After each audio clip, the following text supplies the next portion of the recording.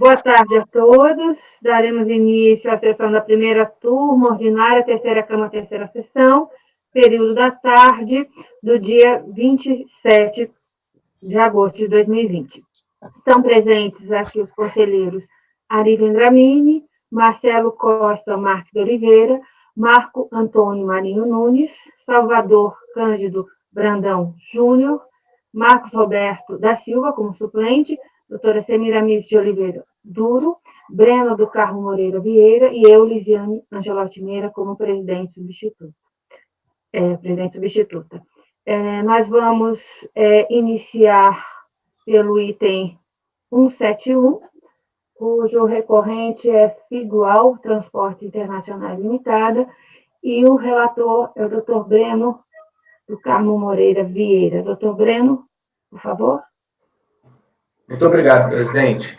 Este item trata da mesma matéria de mérito de outros 4 processos, com exceção que serão julgados de outros 3 processos, perdão, os itens 184, 185 e 186. O 187 apresenta uma leve diferença, mas quando chegar na próxima etapa eu irei mencioná-la. Trata-se de mesma circunstância pela qual julgamos ontem o caso dessa mesma recorrente, da exigência de multa, em virtude do artigo 107, inciso 6, a linha E do Decreto-Lei 3766. Indo bem resumido, presidente, a DRJ opinou por julgar improcedente a impugnação, mantendo a pena pecuniária, tendo virtude a legitimidade passiva do recorrente. E, nesse mistério, também procedeu com a avaliação dos prazos previstos em lei para o cumprimento da inditada obrigação acessória e da dispensa ao elemento subjetivo da infração.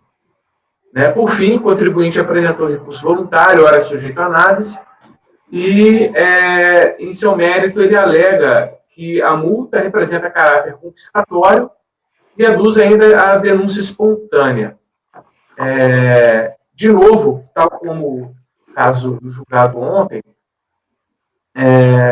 a questão, o elemento de caráter confiscatório, ele não foi abordado pelo acordo da DRJ, tampouco na manifestação de inconformidade.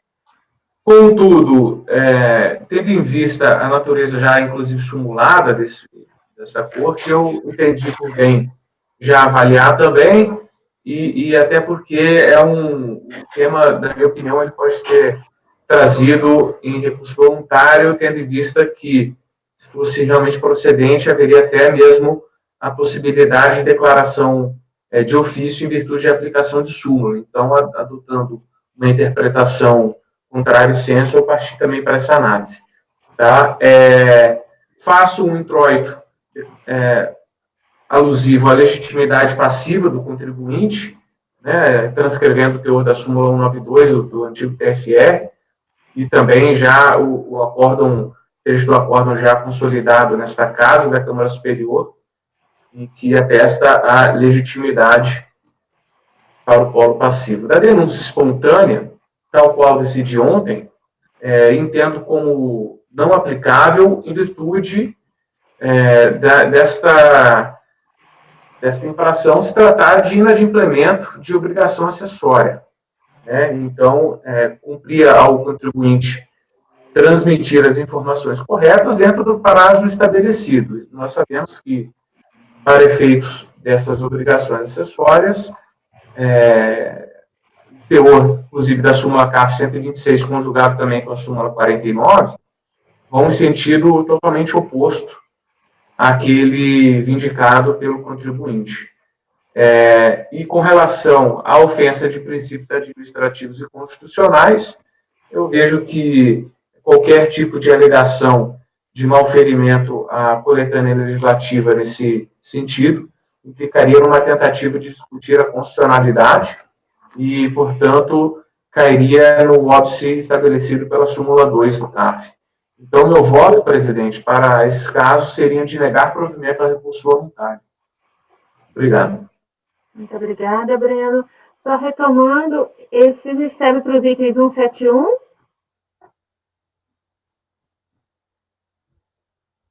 E 184? Seu som, bem. 184, 185 e 186. Então, é 171, 184, 185 e 186. São idênticos. Isso. E o 187 apresenta leves diferenças só, presidente. A gente vai votar o 171, 184, 185 e 186. Isso. Isso, a proposta é por negar provimento. Caso queiram ver, os arquivos todos estão na pasta e os respectivos PDFs também com uma colação integral do processo. Doutor Marcos, Roberto?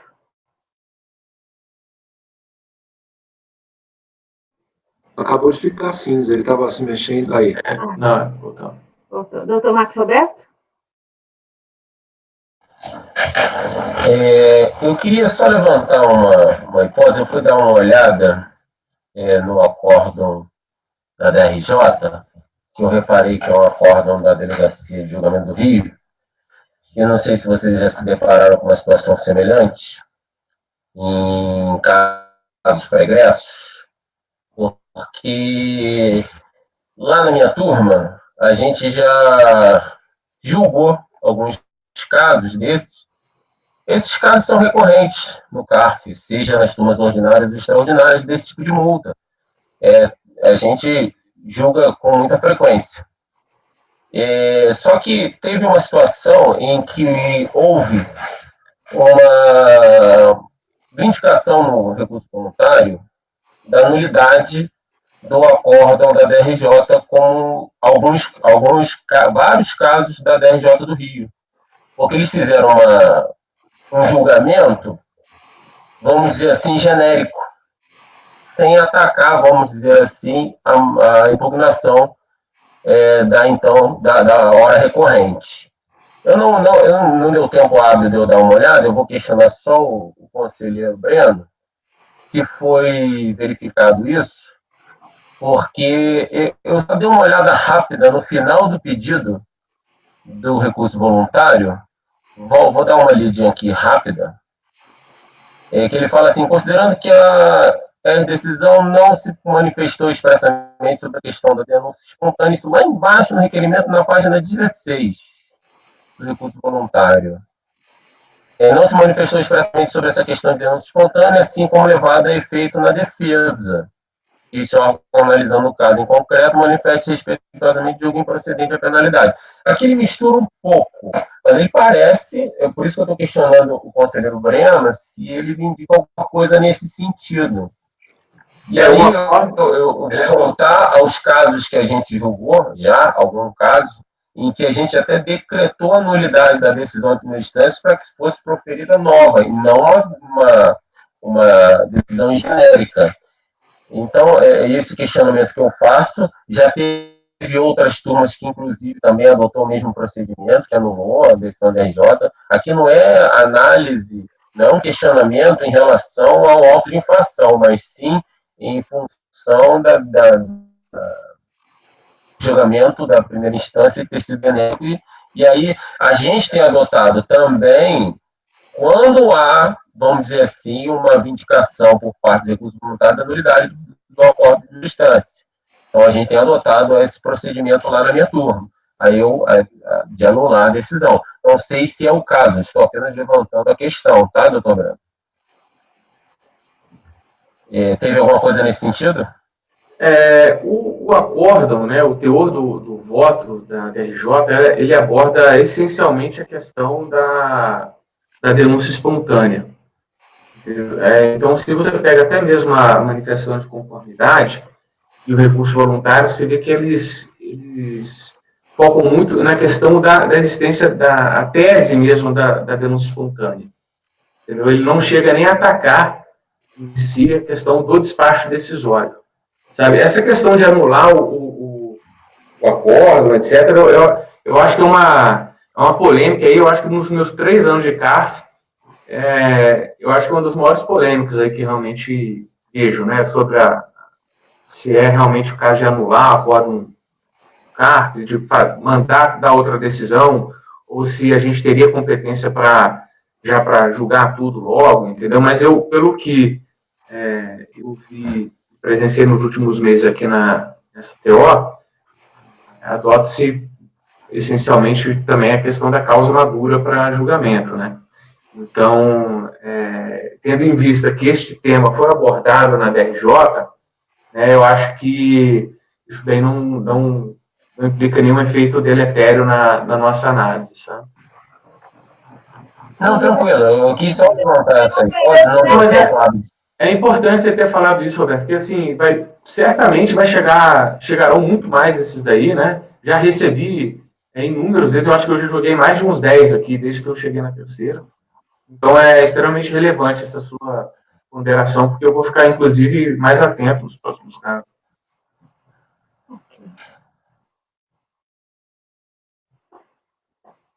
Obrigada, doutor Marcos Roberto. Eu estava olhando aqui, ele também não chega a fazer esse pedido, né? Ele continua impugnando no recurso voluntário o auto de infração. Mesmo pedido, ele não está referindo a nulidade da decisão recorrida. Ok. Foi nesse sentido também que o Claro, toda dirigente, né? Eu levantei a bola para que a turma, de uma maneira geral, observe, nesses casos específicos, desse tipo de autoinfração, por falta de intempestividade na prestação das informações, né, ao sistema de comércio exterior, sobre essa intempestividade da desconsolidação das cargas, e até mesmo nos casos de exportação, todos os casos desse tipo de multa. Né? É só para deixar esse registro aqui para observar que tem acontecido isso em outros casos, em outras turmas, inclusive a minha. Tá?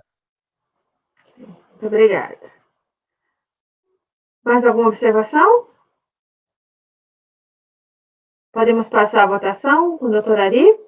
Presidente, só uma colocação, antes da votação, por gentileza. A questão do malferimento aos preceitos, aos princípios, né, do direito constitucional administrativo, referem-se à questão como vocês podem ver, do eventual caráter confiscatório, né, então, só para deixar isso mais claro, talvez seja o caso, inclusive, de eu reforçar isso aqui no meu acordo também. Certo. Obrigada pelo esclarecimento. Podemos começar com o doutor Ari?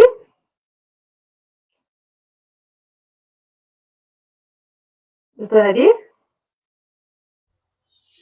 Eu acompanho o relator. Muito obrigada. Doutor Marcelo? Acompanho. Obrigada. Doutor Marco Antônio? Acompanho. Obrigada. Doutor Salvador? Acompanho. Doutor Marcos Roberto? Acompanho, relator. Doutora Semiramis? Acompanho o relator. Eu também acompanho o relator, então a decisão dos itens 171 e 184 a 186 é por negar provimento ao recurso voluntário.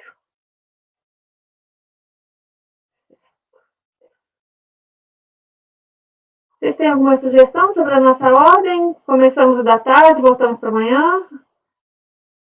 Presidente, uma sugestão, se possível... Você tem mais um. De fazer o 87. 187? Isso, é o final 2016/35. Vamos lá. Verdade, ficou um.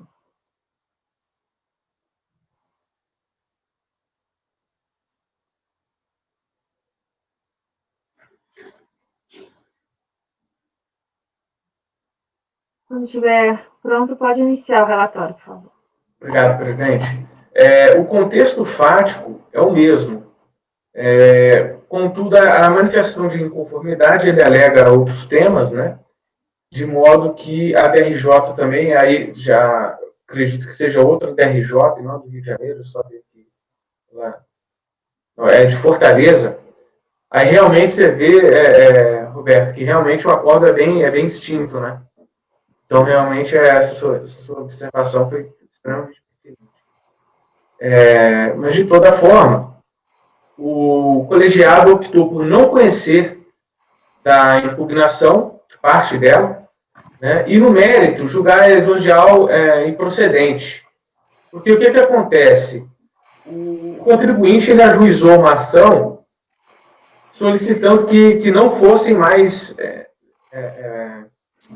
que ele não fosse mais multado com relação a este tema. Tá? Então, tanto é que no recurso voluntário, aí já voltando para a questão do recurso voluntário, ele se assemelha quase por completo àqueles outros que a gente acabou de julgar. Né? Ele basicamente alega a multa em caráter confiscatório, a ocorrência de denúncia espontânea, a ilegitimidade passiva e a proibição de emissão de novos autos de infração relacionados ao tema. Então, esse é o relatório, presidente. Posso ir para o voto? Por favor. Obrigado. O voto... Tem um comentário, desculpe. Eu prestei atenção no relatório, na apresentação, mas eu não estou conseguindo abrir aqui. E eu gostaria de acompanhar o voto. Aí eu fechei a pasta T e abri de novo. Você poderia repetir qual é o número do processo? Claro. É o final 2016-35, Marcelo. Desculpa aí, presidente.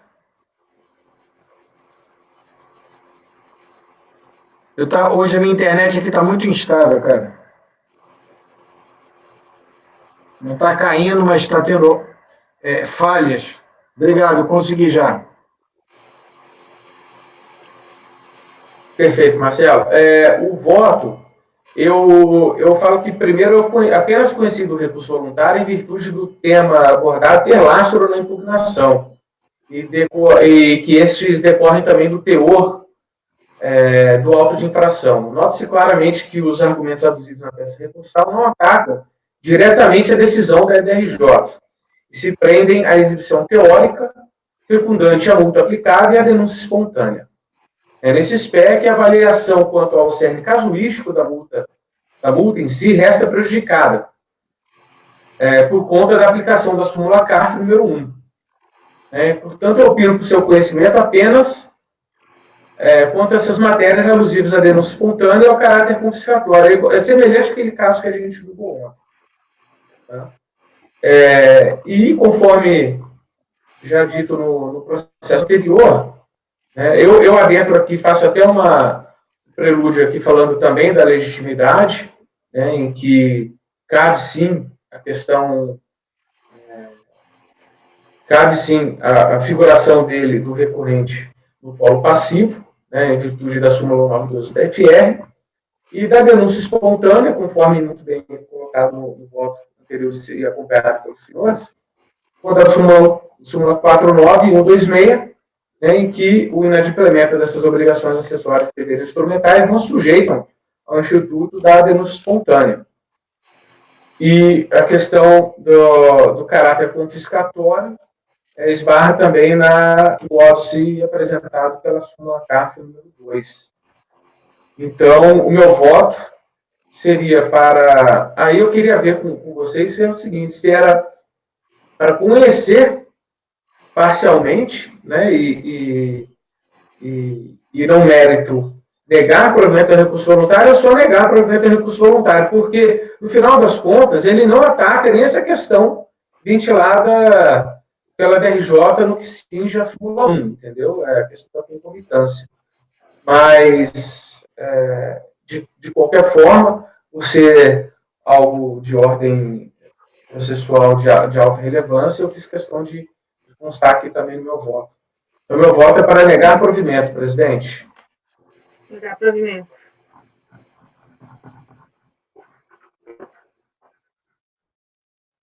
Estou dando uma olhadinha aqui. Alguma observação?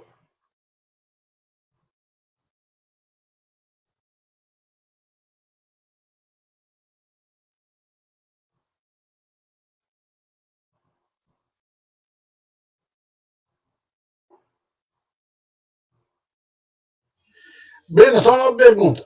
Você disse aqui no seu voto que, no mérito, a contribuinte alega a multa. Ela defendeu alguma preliminar, não?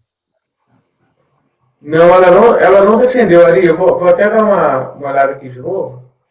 Porque ela tem uma ação judicial, de repente. Eu tenho quase certeza que ele não pleiteou uma Não, preliminar. ela Né? não alegou nada, tá tudo certo. É só uma dúvida mesmo minha. Sim, sim. Mas como foram muitos casos, e assim, eu sempre tomo um cuidado redobrado quando é bastante coisa, para a gente pra não cair em erro, né? Porque...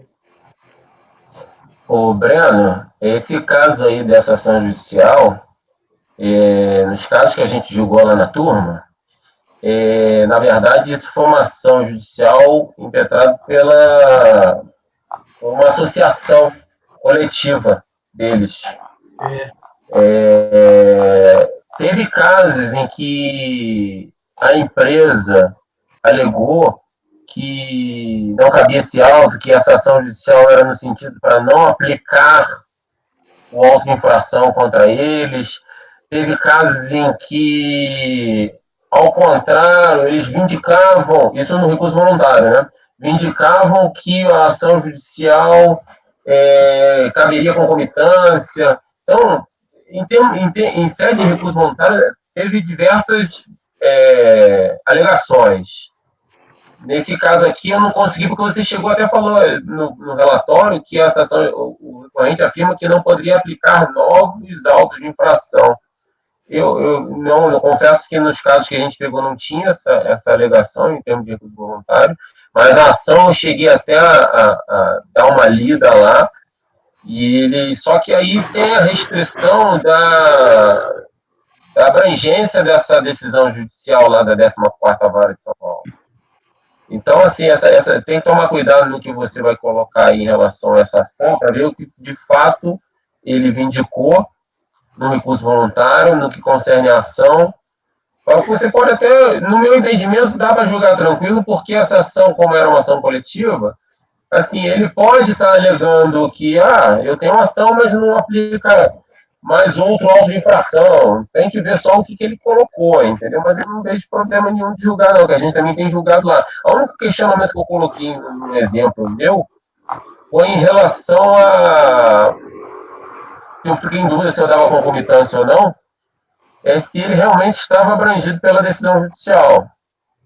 No caso meu lá, eu baixei em diligência um deles, porque tem uma decisão, salvo engano, do STJ, em que manda avaliar se aquela decisão judicial em ação coletiva abrange a territorialidade e a temporalidade da ação proposta, ação coletiva. Territorialidade por quê?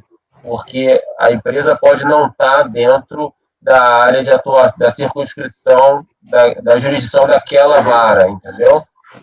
Por exemplo, a empresa de Santos não vai ficar alcançada pela decisão judicial de São Paulo, só para ilustrar. Entendeu? Entendi. Estou olhando aqui no recurso voluntário, ele fala da proibição judicial de lançar multa. Né? Então. Não, eu estou vendo aqui a ação judicial que você colocou no seu processo, é a 00523886, 2015, é isso, né? Final 6200. O que me chamou a atenção aqui é que essa mesma ação judicial coletiva é a mesma ação judicial daquele outro processo que eu julguei no mês passado, da Schenker, alguma coisa assim. Lembro.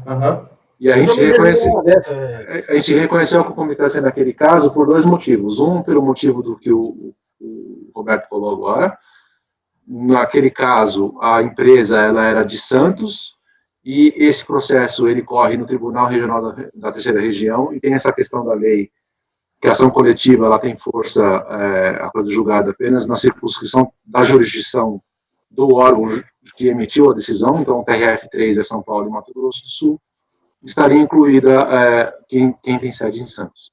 E o outro ponto é que ele tem que ser associado e tem que ter autorizado que a associação o representasse em juízo, e tem que ter, geralmente pede uma lista da aprovação, de quem que estava nomeado, e naquele caso meu lá, tinha uma listagem já com a petição inicial de quem estava junto na ação. Nesse processo aqui, porque eu vi que você não conheceu a concomitância, né? Você, pelo que eu entendi, você não deu concomitância.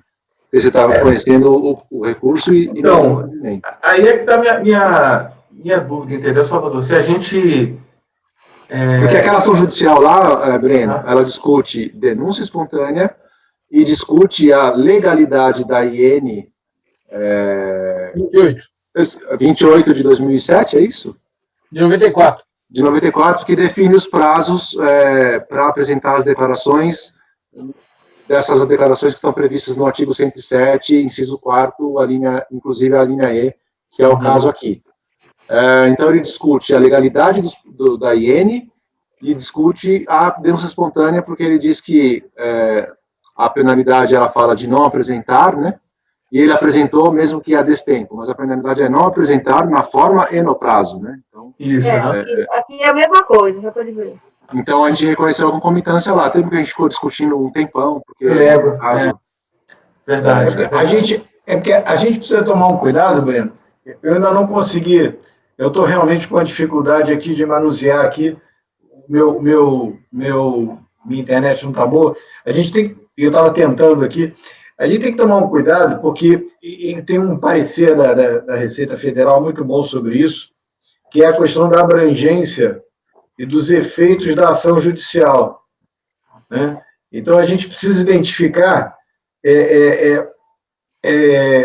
se como a ação judicial, o desfecho da ação judicial, de que maneira ela afeta o processo que está em andamento. E até no parecer normativo da Receita Federal, ele diz bem assim, se o escopo da ação judicial é maior do que o escopo do processo administrativo, mas esse segundo está contido no primeiro, há a concomitância. Porque, às vezes, por exemplo, a obtenção do êxito na ação judicial, que tipo de impacto vai ter sobre o processo administrativo? Que tipo de impacto vai ter sobre a cobrança que está sendo efetuada? Se ela anula a cobrança que está sendo efetuada, é concomitância, não tem jeito. Entendeu? A gente precisa ver só a abrangência dos dois. Eu não estou conseguindo ler aqui o documento, eu vou tentar de novo aqui. Só para complementar com o que o Marcelo está falando, eu acessei aqui a petição inicial, naquele meu processo da Schwenker, eu não sei se, eu não consegui abrir o seu ainda, Breno, para ver o PDF. Mas eu tenho aqui a petição inicial é proposta pela Associação das Agências Marítimas, alguma coisa assim, né? Uhum. E tem a listagem das empresas que autorizaram a proposição em nome coletivo, e a Figual é uma delas. Está na lista aqui. Então, essa dúvida já está passada. Então... Eu estava procurando isso. Então vai ficar como não conhecimento inteiro, né? Por conta do... Não, aí o que tem que ver é que às vezes ele alega, por exemplo, confisco, alega uma outra coisa, isso aí está fora do escopo da ação, e aí pode conhecer parcialmente, né? Pois é. Mas a questão minha dúvida ficou na questão da denúncia espontânea, entendeu? Eu acho a denúncia espontânea é concomitância, certamente. É concomitância, né? A Associação Nacional das Empresas Transitárias, Agentes de Carga. É isso. A elegibilidade também eles discutem na ação, né, Salvador? Sim. Vocês querem que eu mande para vocês a petição inicial e a listagem de associados? É bom. Eu vou colocar para vocês aqui. Eu não sei se eu consigo colocar na pasta do Breno, eu vou colocar na minha pasta.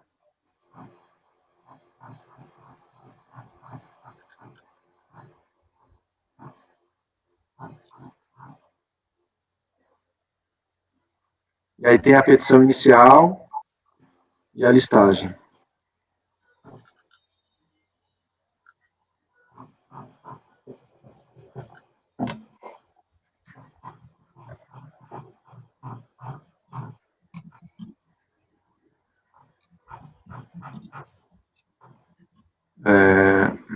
Deixa eu ver aqui.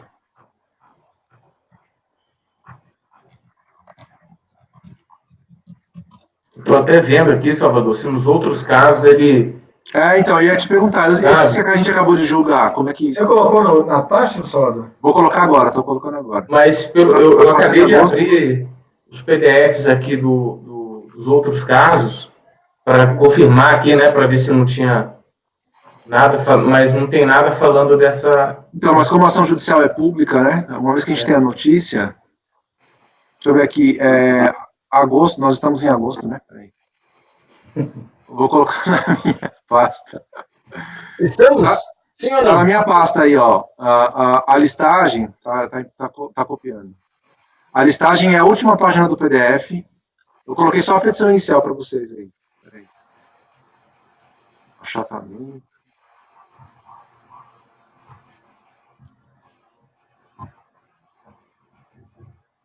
Esse é o único que tem concomitância. Os outros aqui eu tô vendo não tem, não. A listagem está aqui também, Salvador?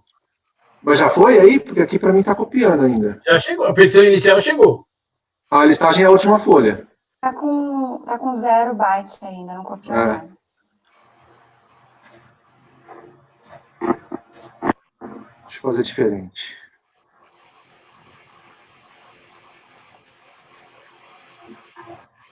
Veio vazio o arquivo. Veio, mas não veio. Não tem, só tem o nome. Veio só Salvador. um vizinho. O único que fala de ação judicial é esse mesmo, tá? Esse processo. Os outros não falam, acabei de verificar aqui. Então, assim, tava com medo agora de ter julgado súmula 1, não sei. Então, eu já ia embargar minha própria decisão. Mas se é a mesma empresa, acho que tem, hein? Não tá nos autos, né? A gente não pode julgar algo que não tá nos autos, né? Então... Concordo com o Breno, porque teria que trazer ação judicial para o processo. A gente não pode só consultar ou aproveitar de outros sem trazer para os processos. Então, mas aí a gente tem a notícia agora, e aí? Na hora a gente tem que fazer alguma coisa em relação a isso. Ou a gente baixa em diligência para juntar. Simplesmente aplicar em processo que não tem referência nem cópia não dá. Uma maneira seria realmente a diligência. Mas é exatamente igual o caso? Ou eles Cara, não estou conseguindo copiar. Não, a gente superou isso do período na sessão passada, né? Porque uma vez tem doação judicial antes ou depois. Deixa eu ver aqui. Não, tem um aqui que é o final 2015-41. Deixa eu ver aqui. Foi o 184 aqui que a gente julgou, que ele realmente, o acórdão da DRJ fala nessa ação judicial. Gente, não, tá ruim. Manda por e-mail, não dá? A inicial ficou vazia. Você quiser tentar pôr outro nome? Então, na hora que eu mando imprimir, ele já não está mandando mais eu escolher o nome. Eu vou trocar a impressora aqui. E processo.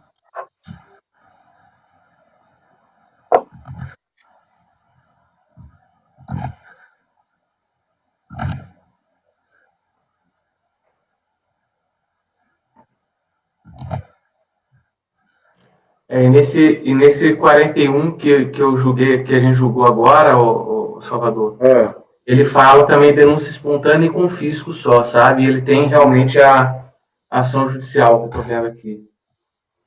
Então, só que a gente acabou julgando a denúncia espontânea. Então, a denúncia espontânea é concomitância, né? Concomitância, que eu estou vendo aqui. Consegui agora, peraí. Será que... qual que é o procedimento? Eu embargo essa minha própria decisão? Eu não sei. Quem sabia dessas coisas era o Inderley. Pode ser, como já o próprio voltamos, Breno mesmo. Pode ser ele ou pode ser qualquer pessoa da turma. Agora vai ter que embargar também aqueles do primeiro dia? Aquele não, Simir, pelo que eu vi aqui, ó, deixa eu... Acabei de colocar esse processo que é número, esse PDF que é um monte de número.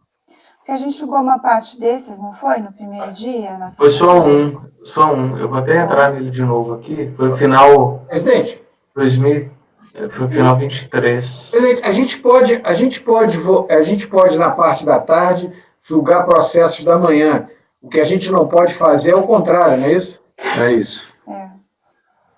Na verdade, a gente pode até começar a sessão da tarde, né, com intervalo, mas... Mas a gente não pode... Se ficar, não pode, não. Começar a jogar agora os de amanhã, por exemplo, ou de manhã ou da tarde. Amanhã. Mira, mas esse de ontem não, tá? Eu tô com... Bom, Que a gente, bom. por exemplo, a gente com o Problema Vanderlei, menos. Pois é. o Vanderlei, uma vez, a gente fez toda a pauta do dia na parte da manhã, lembra? A gente deu um intervalozinho e começou outra sessão. Mas qual que é a Tem que terminar e começar outra, né? essa questão do Breno? Como assim ontem não? O de ontem não, o Breno? O de ontem foi o que ele não mencionou a ação judicial, por isso que eu confundi. Então, mas se a ação judicial existe, ele tendo mencionado ou não, a gente já teve a notícia. A gente tem que decidir o que vai fazer em relação a isso. Mas teve depois também, né? Não, já julgamos, agora já julgamos, né? Foi ontem. Mas esse de caso... eu vou colocar outro aqui. Esse de hoje aqui, a gente não pode tomar, não, já fechou. Depois que apregou, não pode voltar, né? Como assim? Depois A que gente votou? Esses Os itens anteriores a esse Não. 7. Depois que apregou. Não pode rever. Eu vou embargar, então, essa decisão, porque eu não tinha me atentado realmente a essa questão da denúncia espontânea em si. Eu achava que a ação judicial não tinha abarcado a questão da denúncia espontânea. Existe algum tipo de bloqueio? Eu vou copiar o arquivo inteiro, então, para vocês, porque eu estou tentando selecionar só as páginas. Mas acho que tem algum tipo de bloqueio. Não veio, não. O número também não veio. Deixa eu pegar aqui. Aparecendo aqui que o arquivo tem um erro. A lista dos beneficiários dessa ação coletiva, essa empresa? Sim, está na lista. Então tá. Aí se encaixaria ali como concomitância mesmo, né? Eu vou copiar o PDF inteiro. A petição inicial está na página 80. Espera aí.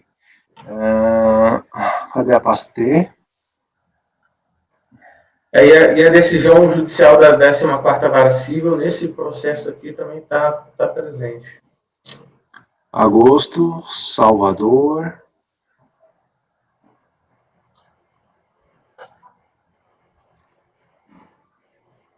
Ô, Breno, eu não embargaria por hora, não. Eu acho que a gente deveria converter em diligência, até para pedir a juntada da ação judicial aos autos e ver qual é a repercussão dela. É melhor. Mas é que eu vou te A gente, quando fez o outro processo, a gente não tinha notícia disso. Mas Eu, sinceramente, não estou vendo situação para embargo, não. Eu acho que agora nós estamos julgando. Depois daquele julgamento, a gente tomou notícia desse assunto. Agora a gente converte em diligência e pede para juntar os autos. Que isso não é. Isso, inclusive, veja só, a gente poderia adotar a postura de dizer o seguinte: o que não está nos autos não está no mundo. Sim. Entendeu? E acabou, e julgar com o que tem aqui. Mas Marcelo, o problema é que o caso que a gente julgou anteriormente aqui, eu não tinha me atentado que a decisão judicial falou também sobre a denúncia espontânea. Eu achava que ela tinha referido apenas a questão da obrigatoriedade. Você tinha essa informação? O que eu estou vendo aqui no processo, eu abri aqui então, e a decisão está falando, cara. Então tá bom, aí é outra coisa, aí é outra situação. Eu acho que coloquei o arquivo na pasta, a petição começa na página 80 do PDF e a lista de empresas está na página 126. Valeu.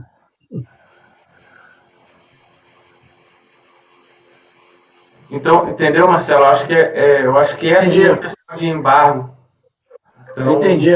Eu não sei se dá para... Eu acho que o embargo nominado, que é o do conselheiro, eu acho que não precisa esperar a publicação do acordo. Eu acho que você já consegue trazer ele na próxima sessão.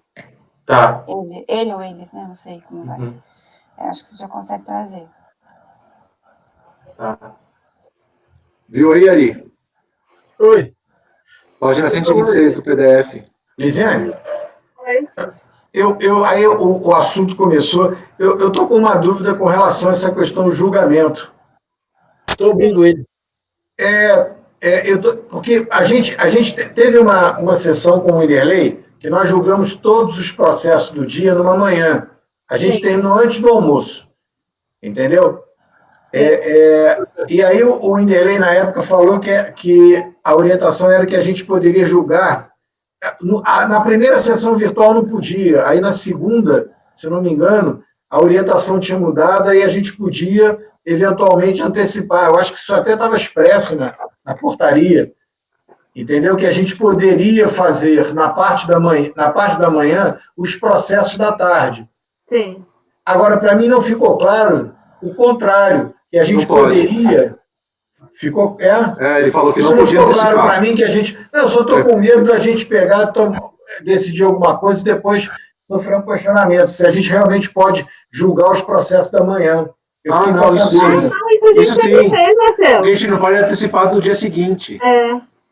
A gente não pode antecipar do dia seguinte, mas a portaria recente deixa o que sobrou num dia ser julgado no dia seguinte. À tarde. Então, você pode antecipar a sessão da tarde, quando amanhã acabou cedo, faz o intervalo e faz o apregoamento da tarde. O que sobrar, porventura, da manhã pode ir para a tarde, e o que sobrar da tarde pode ir para o dia seguinte. Pode ir para o dia seguinte? Pode. O que a gente não podia era antecipar do dia seguinte para... Isso é novo, isso veio com a última portaria, se não me engano. Então tá bom. Eu agradeço aí, desculpa aí interromper aí. Presidente, não seria... Eu estou pensando que seria possível a apresentação de embargos de oral mesmo na sessão? Não, tem que formalizar. Tá. Esperar sair a ata, eu já pegar fiz o número do acórdão, porque você embarga o número do acórdão, né? Então, assim que sair a ata, for publicada, você já consegue embargar. Qual é a página, Talvez para eles voltarem juntos... A listagem das empresas está na página 126 e a petição inicial começa na página 80. São mais ou menos 40 páginas de petição. Eu já tive que fazer um desse, eu vou mandar o arquivo para você, tá? Eu já tive que me embargar por causa disso. Por favor, Ari, eu peço inclusive minhas sinceras desculpas aí a todos vocês aí. Eu já me embarguei umas 3 vezes. Já acontece, isso é normal. Se você quiser, eu posso pedir vista do 187, aí retorna tudo para julgamento de novo mês que vem. E aí eu acho que é uma grande ideia com você também, entendeu? Mas aí como que vai fazer julgamento de todos? Porque ele vai embargar os outros. Ele vai embargar os outros, entendi. Eu achei que a ideia é ótima, eu acho que podia fazer isso. Sim. Perfeito. O problema é que para chegar em mim, todo mundo tem que votar, né? Pode vista coletivo. Isso. Aí eu olho junto também a ação judicial para ajudar o Breno. Então, acho e aí, porque daí, fazendo assim, volta tudo no mês que vem, entendeu? Volta a lista e os outros com os embargos. E não fica aqui nenhuma contradição por enquanto. Se bem que a indicação de pauta é semana que vem, né? Mas aí eu incluo eles. Breno, eu estou colocando na sua pasta. Mas aí a gente também não vai ter ação judicial, né? Porque a gente precisaria também converter em diligência para que as peças fossem juntadas. A gente vai fazer embargos. Ele vai mostrar. Vai fazer embargo, entendi. O resultado do embargo nominado pode ser tanto um outro acórdão como uma resolução. Tá bom, ele vai decidir o que ele quer fazer. E o embargo, na verdade, aqui no caso, vai ser só mesmo para retificar essa incidência da súmula 1 com relação à denúncia espontânea, né? E isso realmente é caso de embargo nominado porque é um erro material, né? O material, então, assim, o que me preocupa só é que a pauta tem que ser indicada no dia 31, que é a próxima segunda-feira. Eu coloquei lá na minha pasta, tem um arquivinho em embargos, lapso manifesto, pega lá, copia para você. Mas aí, Semiramis, eu faço isso daí fim de semana e envio segunda, entendeu? É que até segunda-feira, não sei se a gente tem o número dos acordos, a gente tem, Lise? Não, também tem o seguinte, a sessão é 22 de setembro, né? Eu acho que em casos excepcionais, até 15 dias ainda dá para colocar. Porque tem que ser publicado 10 dias antes da sessão. Até parece que vai ser de 21. Agora, se precisar mais do que isso, não dá. Presidente, eu acho que vai ser de também 20. é pauta extraordinária, né? Eu já vi publicar uma pauta extraordinária. Às vezes chega uma ação judicial, alguma coisa, acho que seria o caso de conversar com o setor para votar, se não der tempo de botar na pauta. O que eu acho que não vai dar tempo de botar na pauta na segunda-feira, pedir para eles publicarem uma separada, só com esses. Né? Porque tem publicação extraordinária. É raro, mas tem. Porque até segunda a gente E apresentando os embargos, enfim, ele já... Eu não sei se, eu acho que, não sei se, ainda que não entre nessa, já entra de outubro, mas pelo menos já fica, digamos, sobressada a providência que seria decorrente desse acordo. Aí, Breno, entra na pasta T do meu nome do mês passado, Tá. e pega um dos votos da Schwenker, que eu coloquei lá, por que eu entendi que tinha concomitância. Tá. Quais eram os pontos. Na minha pasta tem os embargos, vou pegar lá, abrir. Gente, mais uma vez, desculpa aí pelo esse lapso aí, que realmente foram 6 e o prazo muito curto aí por conta dessa... Então esse aqui tá saindo em vista, é isso? Vista. Tá. Vou voltar aqui para a ata. É o número 187. Então, resumindo, o processo número 187 da Figual Transportes Internacionais está saindo em vista coletiva.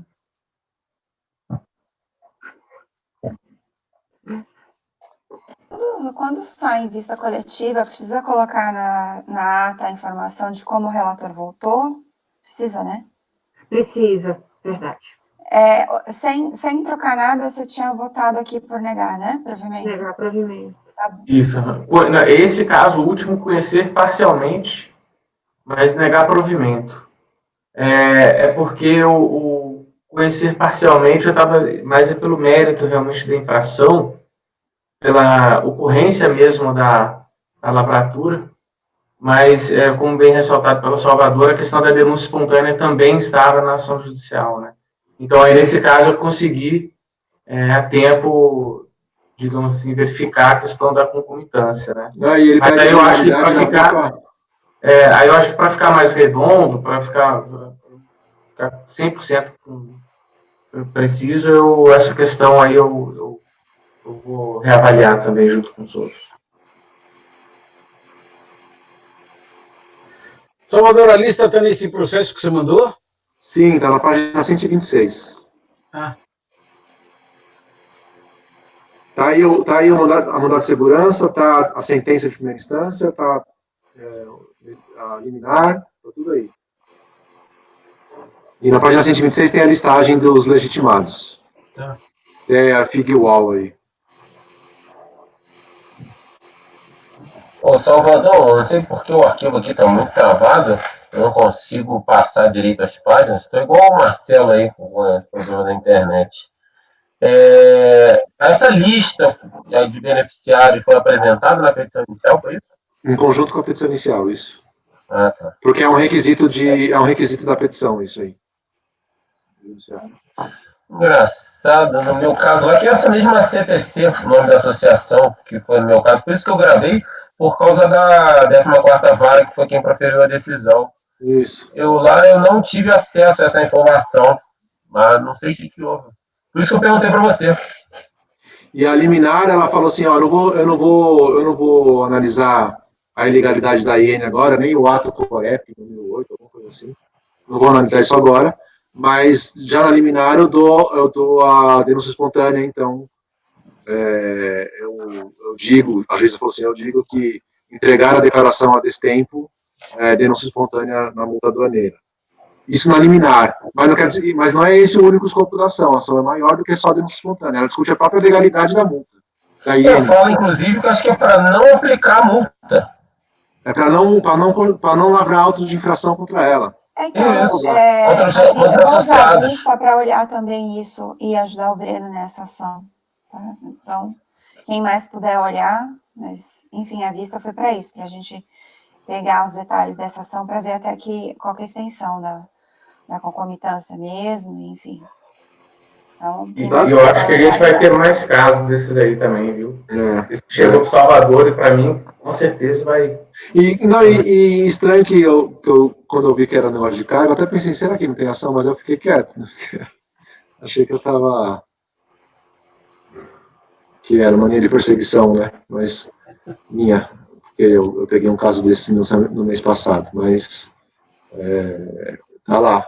Essa Shrinker foi a que eu fiz e essa Figual também. E aí, com essa listinha aí, a gente já consegue ver quais são as empresas. Né? Eu peguei aqui, Salvador, eu vi aqui o seu voto, já salvei aqui. Valeu. Breno, pegou o embargo? Peguei, obrigadão, amigo.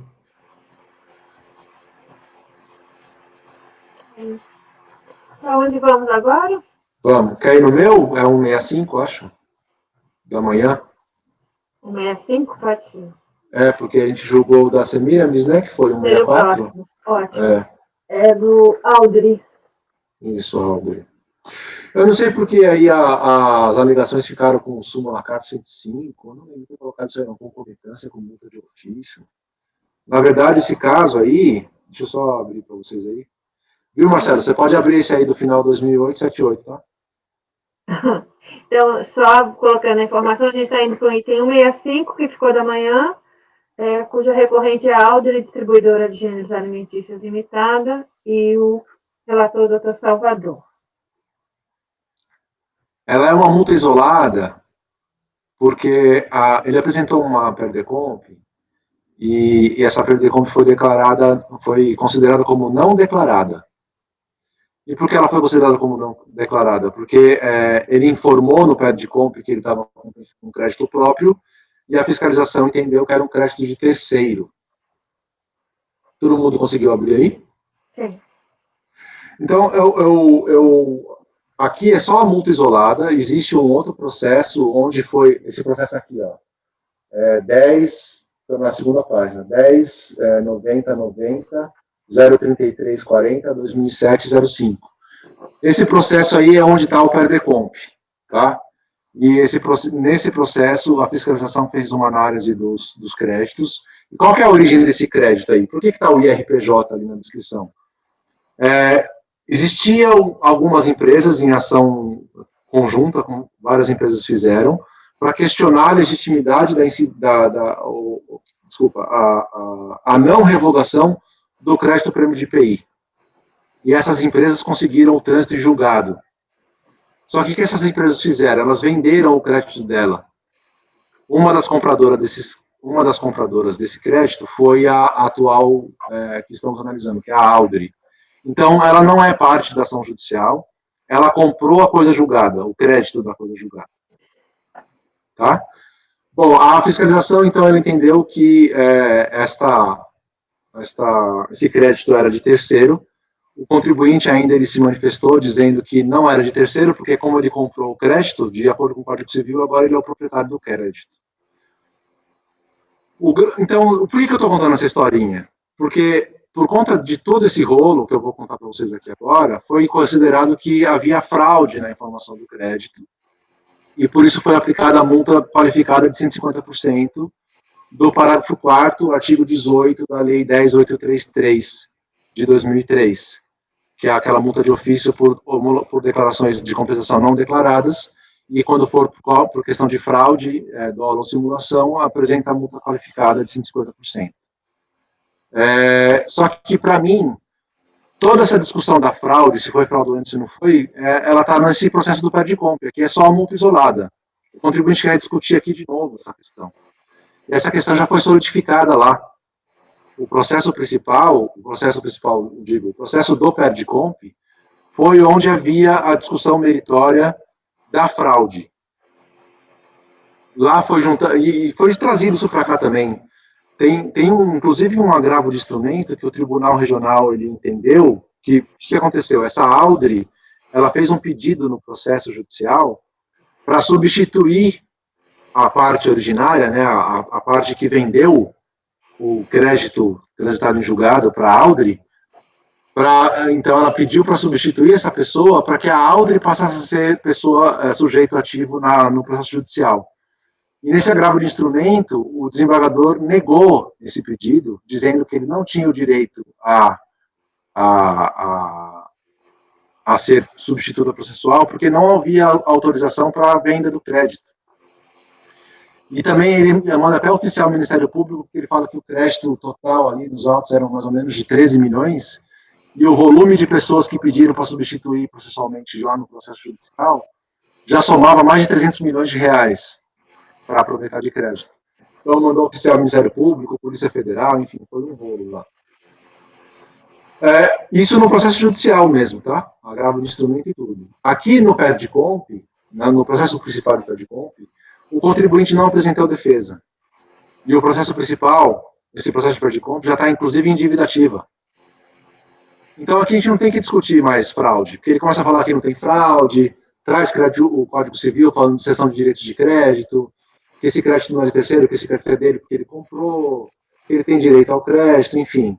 Essa discussão do crédito, se podia ter sido cedido ou não, era para ter sido travado lá no processo de PERDCOMP, que é só um processo de multa isolado.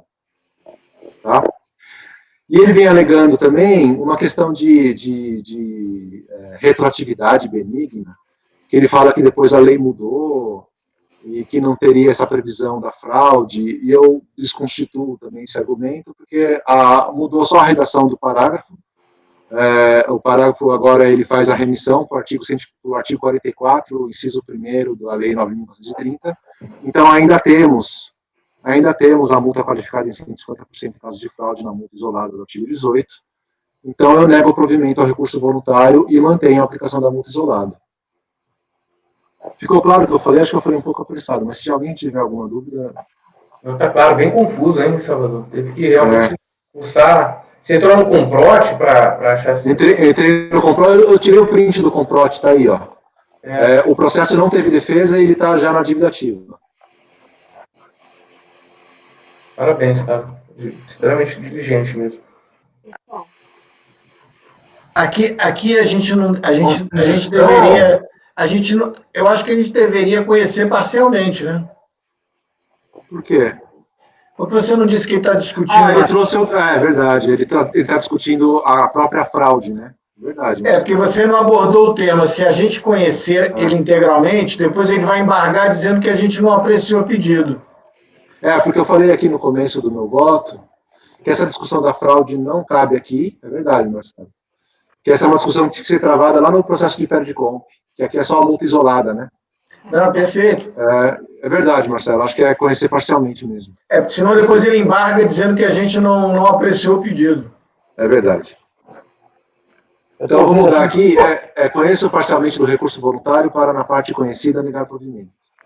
Eu estou vendo uma pequena similaridade com o caso que a gente discutiu ontem, sobre um principal, né, de um aspecto não apreciado, e uma outra lide, que no caso aqui é a multa de 150%, em que ele tece a argumentação que deveria ser colocada no principal. É mais ou menos isso que eu estou detectando aqui. É isso que aconteceu então, não é, doutor? Aqui o processo de PERDCOMP, onde a fraude foi detectada, a fraude foi analisada, tem centenas e centenas de páginas do processo judicial, porque tem muito recurso judicial, muito agravo de instrumento. A delegacia ela analisou peça por peça e fez um relatório grande de cada peça judicial, de cada decisão judicial, até chegar nessa decisão legal de instrumento dizendo que a Aldri não tinha direito ao crédito. Ela comprou, mas ela não, para fins jurídicos não haveria efeito nenhum. E ela não iria ser substituta processual, não seria parte do processo, e mandou, inclusive, oficial ao Ministério Público. E aí, por isso que entendeu que havia fraude, primeiro que entendeu que era não declarada, porque era crédito de terceiro, né, porque juridicamente essa cessão de direitos do crédito era sem efeitos, de acordo com a decisão judicial lá, e aplicou a multa qualificada por conta da fraude, né, dessa informação, de querer esconder o crédito, dizendo que era próprio e era de terceiro. Ele já tinha ciência, quando ele apresentou o PERDCOMP, ele já tinha ciência da decisão judicial, dizendo que ele não poderia figurar na ação. como adquirente de crédito. Aí o fiscal falou assim, bom, você já tinha decisão judicial dizendo que você não tinha direito ao crédito, que o seu contrato de cessão de direitos era sem efeito. E você ainda veio e apresentou o parte de compra dizendo que o crédito era seu, então entendo que tem fraude. Então, isso tudo foi discutido lá. E ele não apresentou manifestação de conformidade. Na verdade, como era não declarado, era uma revisão de ofício, né, um pedido hierárquico, um recurso específico que ele deveria ter apresentado, e ele não apresentou. Então, aqui, realmente, não temos mais que discutir fraude aqui. A multa isolada é uma condição, uma consequência direta do processo principal. O destino do processo judicial teria o destino aqui, a multa isolada. Esse seria o meu entendimento, e aqui, com as palavras do Marcelo, eu conheço parcialmente do recurso, para na parte conhecida negar provimento. Voto, né? Podemos... Mais alguma observação? Podemos votar? Deixa eu só acrescentar um detalhe para o Marco Antônio, que ele estava traçando um paralelo com aquele caso de ontem. Aquele caso de ontem era aqueles créditos PI, né? Essa é um pouco a diferença em relação ao de hoje. Hoje são créditos fictos, na verdade. Fictos não, né? Na verdade, créditos terceiros. E aí é diferente, por isso que necessariamente a multa, esse sim derivou desse caso específico que é o PRDCOMP. Naquele caso de ontem teve uma análise procedimental lá dos créditos e débitos de PI, em tese, e aí no final chegou a lavratura do auto de infração da multa isolada por conta dos créditos. Só estou querendo comparar com o de ontem, tem uma diferença, tá, mano? Hoje é só crédito terceiros. No de ontem tinha uma análise. Eu fiz o questionamento apenas em razão das alegações. Eu não estou dizendo que a situação é idêntica. Apenas a alegação. Ele alegou uma coisa lá, poderia ter alegado, na verdade, o correto seria ele atacar isso lá, o outro processo principal, assim como ontem a discussão estava caminhando quanto à possibilidade disso ou não, né? De ele atacar lá e a gente poder também analisar esse ataque na compensação, né? Aí ele não atacou, e ele atacou agora na questão da multa de 150%. Então, é apenas a possibilidade que eu fiz para ela, mas eu não disse que a situação é idêntica. Aqui eu acabei falando que não ia analisar fraude, não ia analisar essa questão, acabei falando aqui na minha exposição oral do voto, vai ficar gravado, mas tudo que eu falei aqui oralmente sobre as peças judiciais, agravo de suspeito, isso nem estava no meu voto, porque eu entendi que eu nem tinha que analisar isso aí. Então, eu acabei lendo o processo todo, né, vi essas peças que foram juntadas pela fiscalização aqui também, ele juntou todo o processo de parte de compra, ele juntou aqui nesses autos da multa isolada. Eu acabei vendo, mas como eu estou dizendo que eu não vou analisar fraude, porque isso era mérito o fato do pé de compra ter sido considerado não declarado, por conta de fraude, o mérito é feito naquele processo aqui, não teria relevância nenhuma análise. Eu acabei falando aqui para ficar na gravação, mas no meu voto isso não vai constar.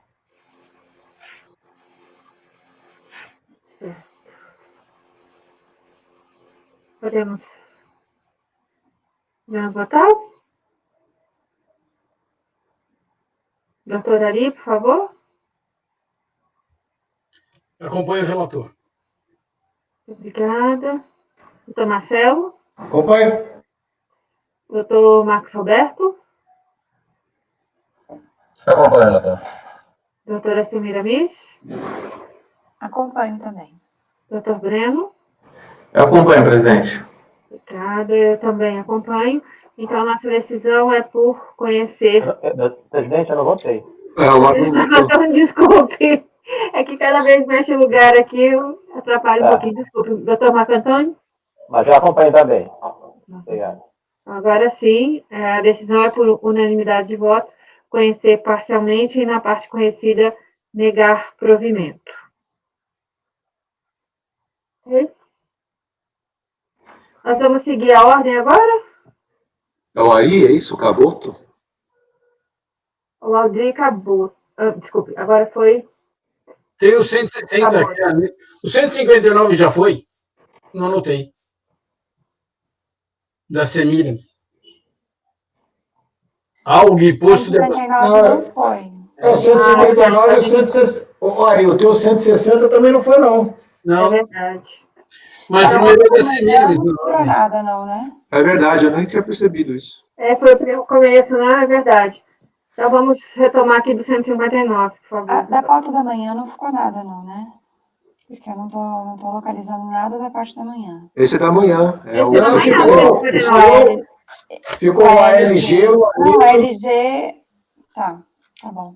Tem o anidro do Ari, e tem um monte. tem um monte. Nós fizemos poucos de manhã.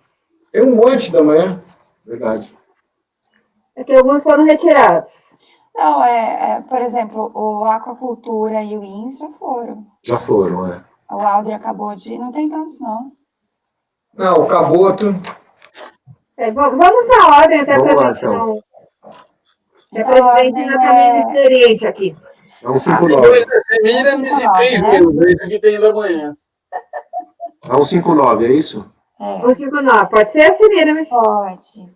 Então, passamos agora para o item 159, cujo recorrente é AUG, Posto de Abastecimento e Serviços Limitadas, da relatoria da doutora Semiramis.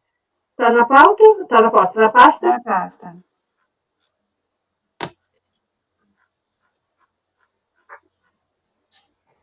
O presidente está dando um show aí Não, com certeza. Na condução.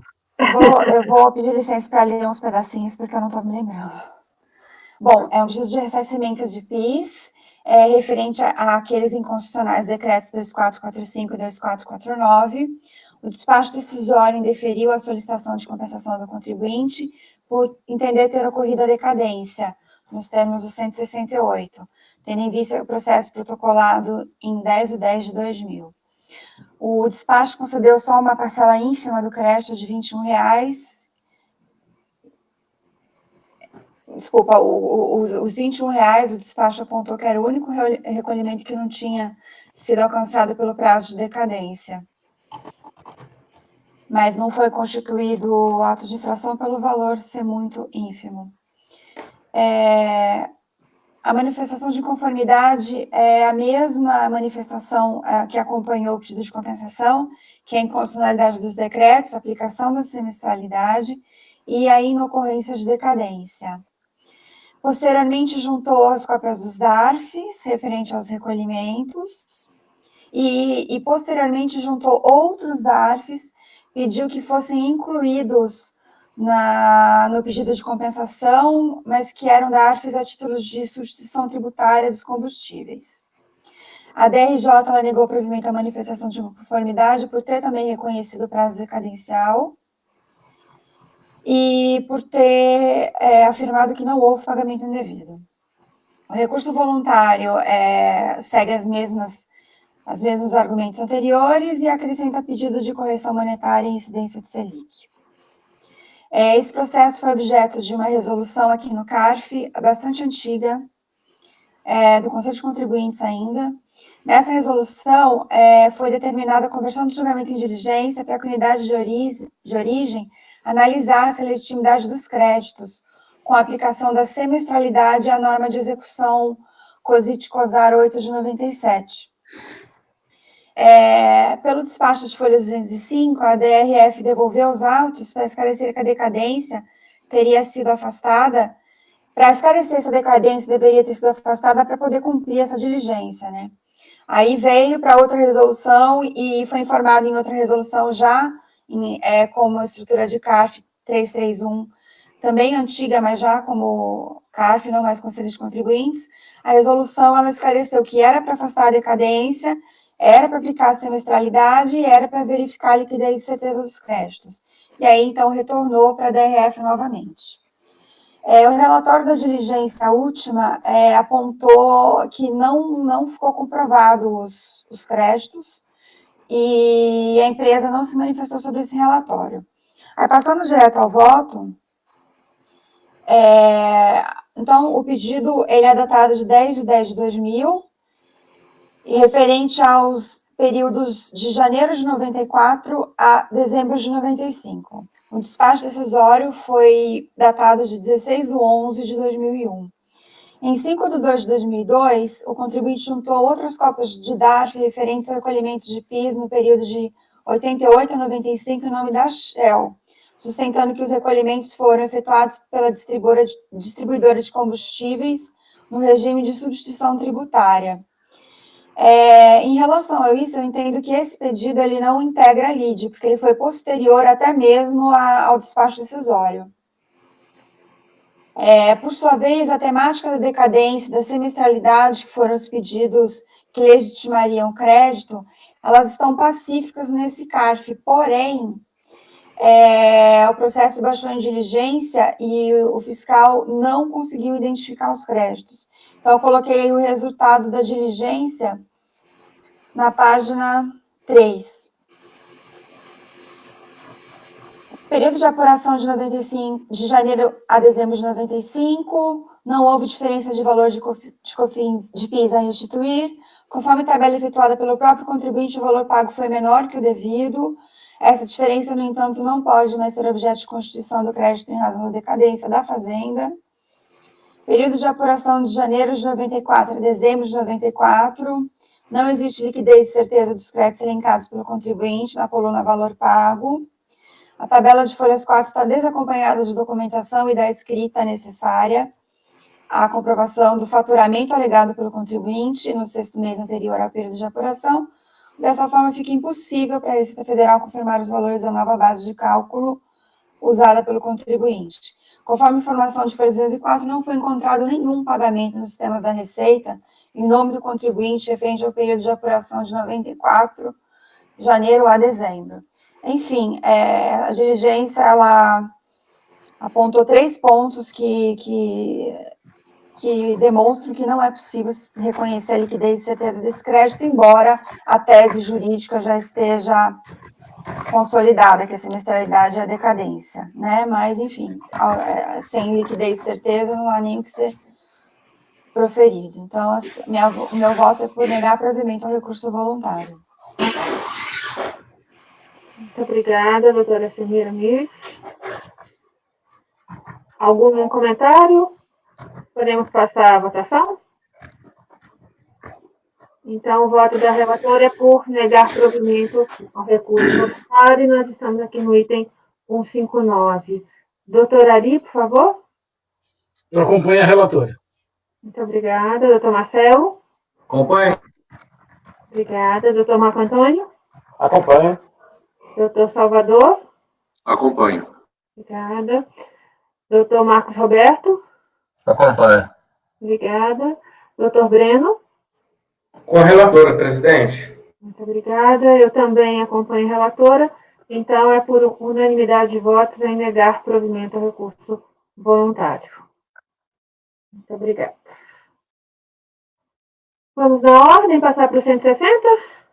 Pode ser, doutora Ari? Já está na pasta? Então, vamos passar para o item... Desculpe? Estou aqui para lembrar. Ah, tá. Nós vamos passar para o item 160, cuja recorrente é a Nitro do Brasil Extrações S.A. E o relator, doutor Ari Vendramini. Quando estiver pronto, por favor, pode começar o relatório. Tá.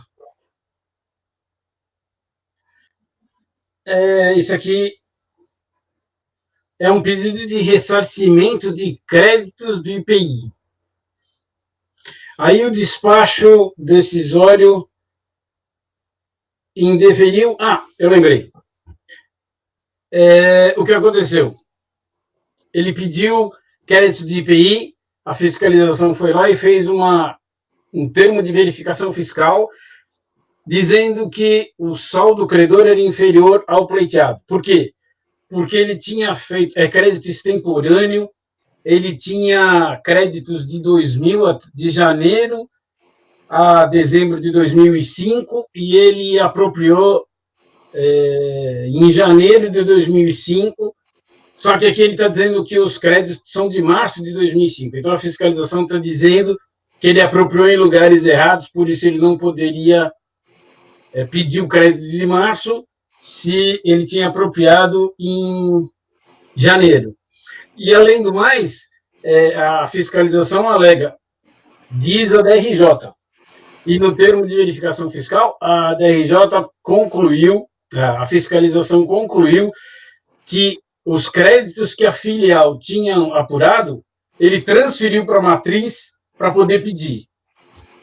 Porque, na época, a Instrução Normativa 21 só autorizava a matriz a pedir. Então, a fiscalização alega que essa transferência é indevida porque quem apurou os créditos foi a filial. Acontece que a DRJ diz que tudo isso está no termo de verificação fiscal. E o termo de verificação fiscal está na internet, no endereço da internet. Não está nos autos.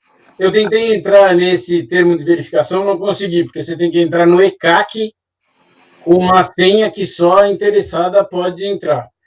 Então, na realidade, para eu poder entender o que é fiscal, porque consta no relatório da DRJ o seguinte, dá licença para ler porque justifica o meu voto. O termo de verificação fiscal encontra-se disponível no endereço Receita, Gov, Perdicomp, despacho decisório. Segundo o termo de verificação fiscal, o direito creditório foi indeferido, uma vez que no período de apuração encerrado, o estabelecimento não possui o saldo credor apontado.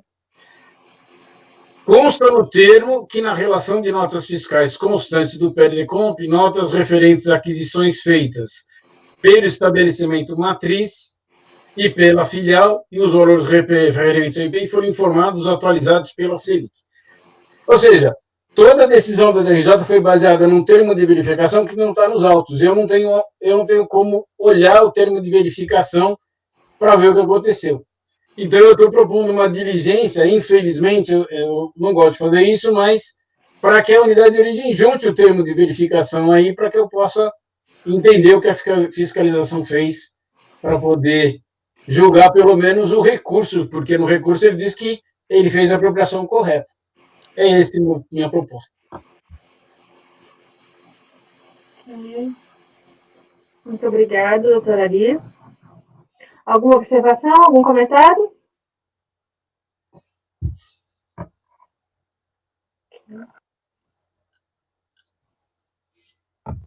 Então, a proposta é diligência, né? Que os autos voltem à unidade de origem para que sejam juntados os termos de verificação fiscal e eventuais documentos, porque não se conseguiu, né, esse acesso.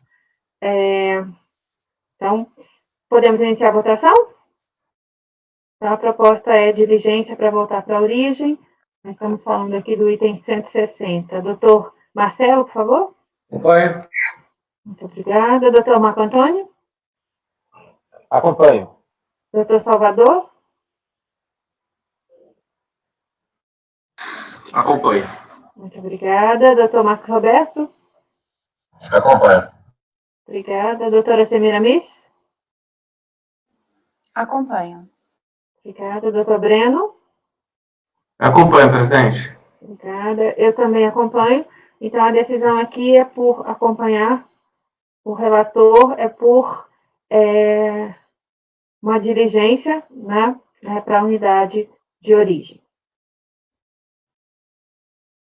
Unanimidade de votos.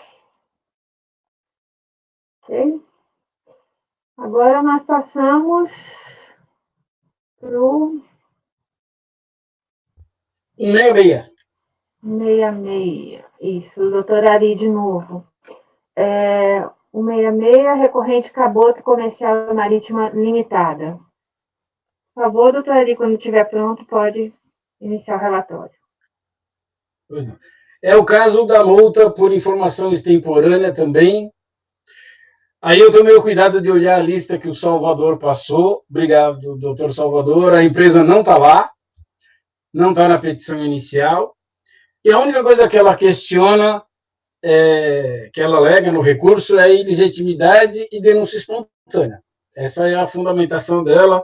Ela não questiona mais nada. E como já se disse aí, todos que julgaram já foi discutido a exaustão.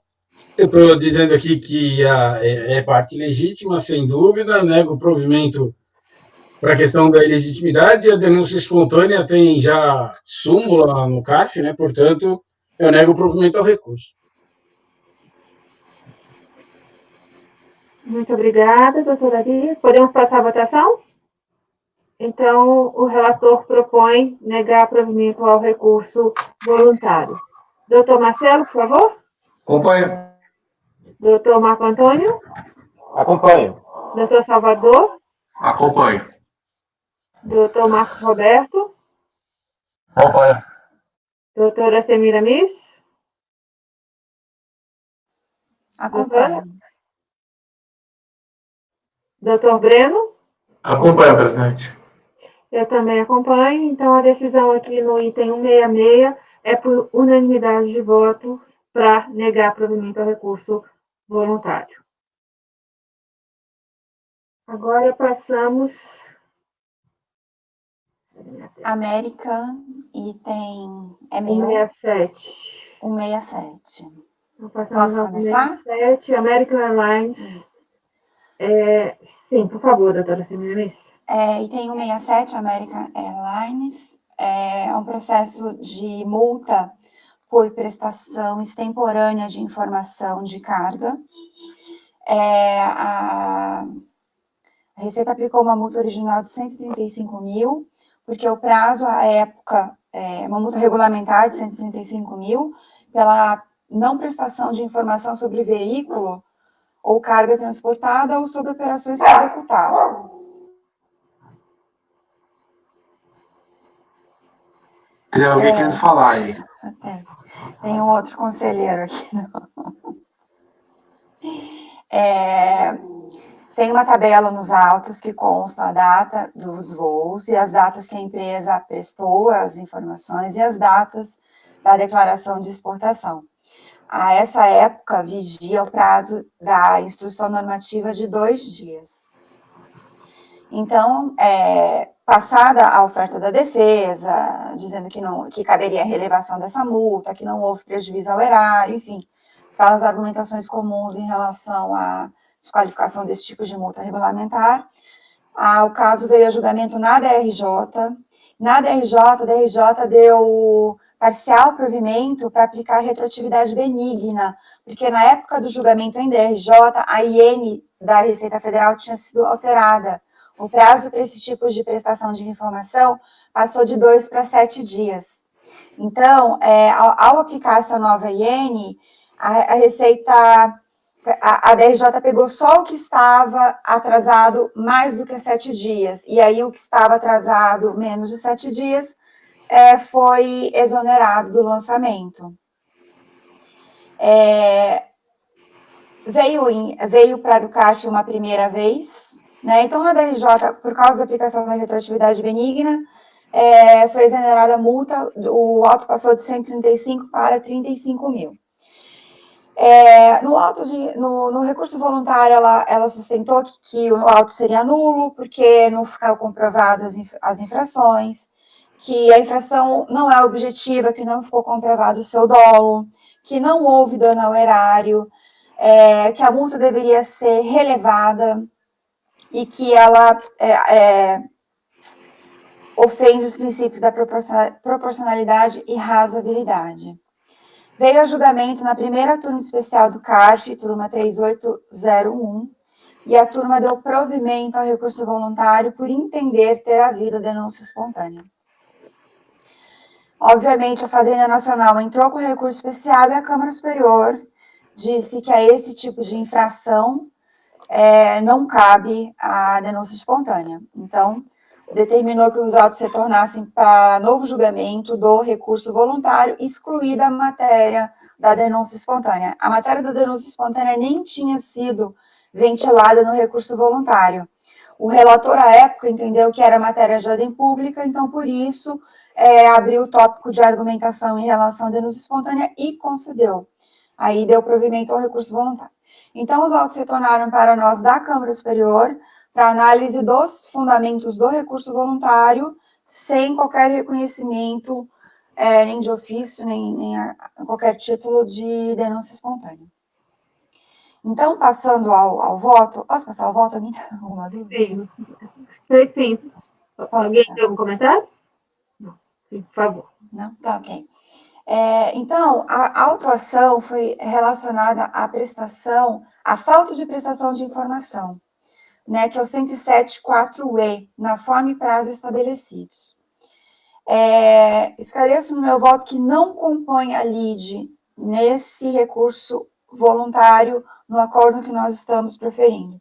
Não compõe a lide tanto a denúncia espontânea, que foi matéria afastada pela Câmara Superior, e também não compõe a lide a exoneração em virtude da retroatividade benigna da mudança do prazo na IN, porque está muito inferior ao recurso de ofício. Então, o que sobra para nós para análise... o que sobra para nós para análise o auto de infração seria nulo, por não comprovar as supostas infrações. Ela defende que a prova da infração não restou suficiente demonstrada, porque a tabela com os DDEs, os voos e as datas é de autoria da própria fiscalização, que a fiscalização deveria ter juntado as telas dos Fiscomex. Eu entendo que não há nulidade com esse tipo de argumento, porque a planilha foi montada com base nos dados que a recorrente informou no sistema, né? Então, coloco aqui que é sabido que tais dados são inseridos de forma eletrônica no sistema pelo próprio contribuinte. E aí eu ressalto que é incontroverso que foram efetivamente prestadas as informações a destempo, porque a própria recorrente acaba admitindo isso numa petição, que ela diz assim: não obstante a recorrente sempre ter diligenciado para bem cumprir suas obrigações aduaneiras como transportadora de carga, observando o quanto lhe é imputável pela legislação nacional, por um equívoco operacional, deixou de informar no prazo concedido pela Secretaria da Receita Federal os dados das mercadorias embarcadas em seus voos para o exterior.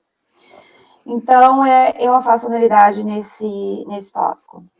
Em relação ao segundo ponto do recurso voluntário, a infração não é objetiva, sendo necessário perquirir se houve dolo ou dano ao erário. Bom, a multa foi aplicada em razão do descumprimento de obrigação acessória relacionada ao comércio exterior. Então, para sancionar o atraso na prestação de informações, não há sequer que se cogitar o aspecto subjetivo, porque a infração independe da intenção do agente nesse caso, nos termos do artigo 94 do Decreto-Lei 37 e do 602 do Decreto 4543, que era o Regulamento Aduaneiro de 2002. E o dano ao erário não se confunde com o dano pecuniário do ente público, já que as operações de comércio exterior, o bem jurídico tutelado é o controle das operações. Por isso, o atraso na prestação de informação é por si só caracterizado como dano ao erário. Então, também não acato esse argumento. Em relação aos argumentos de aplicação do artigo 657 quanto à relevação da multa, tendo em vista a ausência de dolo ou dano ao erário e a ofensa aos princípios da proporcionalidade e razoabilidade, digo eu aqui que a multa aplicada, ela atende ao princípio da legalidade. Então, é vedado, tanto a autoridade como a nós aqui, afastar-nos de uma legislação válida e vigente. Então, houve subsunção do fato a essa tipificação de multa. Então, nessa toada, eu considero que esse tipo de pedido, ele implica em afastamento de legislação, que nós não podemos fazer, e, a grosso modo, a proporcionalidade e a razoabilidade implicam em análise de constitucionalidade, que é vedado pela súmula 2. Em relação à relevação da multa, só cabe relevação de penalidade ao ministro, por delegação à Receita Federal, mas não temos nenhum tipo de delegação do ministro para esse tipo de assunto. E mesmo se houvesse autoridade competente para aplicar a delegação do ministro, não seria nós aqui nesse julgamento. Então, a minha conclusão nesses dois tópicos foi por não conhecer, na verdade, porque os dois, a grosso modo, implicam em afastamento de legislação. Então, eu não conheci dessas duas matérias, por essas razões que eu explicitei. Quanto ao argumento de aplicação da teoria da continuidade delitiva, porque foram vários DDEs, vários voos, enfim, ela pede aplicação da teoria da continuidade delitiva. Eu também não reconheço a aplicação dessa teoria, porque a infração se caracteriza para cada embarque, né, cujos dados foram informados intempestivamente. E dos voos que sobraram após a decisão da DRJ, tem-se que são datas até mesmo espaçadas. 20/8/2007, 13/9/2007, 27/9/2007, 28/8/2007, 19/9/2007, 8/9/2007, 10/9 e 19/9. Então, assim, não vejo como aplicar esse tipo de teoria. Então, também neguei provimento nesse argumento. Então, a minha conclusão geral foi por conhecer em parte o recurso voluntário, por causa do afastamento da legislação pedido em 2 tópicos, e na parte conhecida, negar provimento. Esse é o voto. Doutora, cuidado que a senhora botou não desconheço. Acho que a senhora ia dizer não conheço e acabou botando não desconheço no tópico anterior.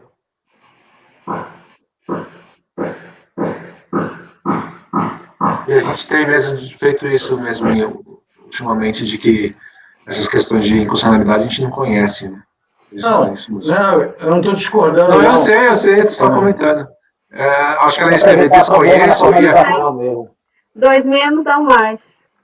Acho que ela ia falar desconheço e colocou não desconheço. Ótimo. Mas muito bom o voto, doutora Semiramis. Muito elucidativo, muito completo. Podemos começar a votação? Mais alguma observação? Doutora Ari?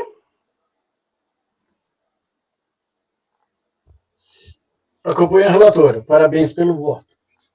Obrigada. Doutor Marcelo? Acompanho a relatora, muito bom. Obrigada. Doutor Marco Antônio? Acompanho a relatora. Obrigada. Doutor Salvador? Com a relatora. Doutor Marcos Roberto? Acompanho a relatora. Doutor Breno? Acompanho a relatora, voto muito didático, presidente. Eu também acompanho a relatora, então a nossa decisão é por unanimidade de votos, conhecer em parte o recurso voluntário e na parte conhecida negar provimento. E nós estamos falando do item 167. Bom. O próximo, seguindo a ordem aqui, é do doutor Ari, 168. Podemos ir para esse, doutor Ari? Então, o próximo é 168, embargante.